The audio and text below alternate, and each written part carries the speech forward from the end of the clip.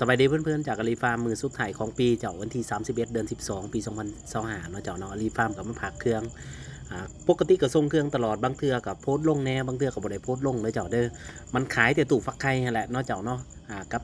ตู้อนุบาลเจ้าโพสต์ไปไลฟ์เพื่อนๆก็อาจสิเบื่อเจ้าเนาะแต่อาลีฟาร์มก็เฮ็ดในด้านนี้แล้วนอกจากนั้นก็ยังมีไก่ดุกดำเลยเจ้าเด้อนกกระจอกเทศแล้วก็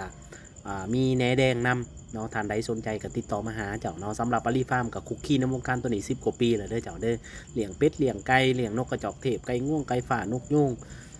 สารพัดเนาะเจ้าเนาะสามารถเอาความหูต่างๆมาบอกลูกค้าได้อยู่เจ้าเนาะเมื่อเวลาสื่อนำเฮาไปเพราะว่าเฮาเลี้ยงแท้ฟักกิ้งอีหลีเด้อเจ้าเด้อเฮาบ่ได้เอาทฤษฎีจาก YouTube บ่ได้เอาทฤษฎีจากคนอื่นมาคือจากประสบการณ์ตัวจริงของอาลีฟาร์มและอาลีฟาร์มก็อย่างยืนอีกเทื่อนึงเกษตรยังสามารถไปต่อได้เด้อเจ้าเด้อขอเพียงแต่เฮาตั้งใจเฮ็ดเนาะอาลีฟาร์มคิดว่าบ่มีตันเนาะเพราะว่ามันเป็นอาหารการกินเจ้าขอบใจหลายๆที่ติดตามรับชมเด้อโชคดีปีใหม่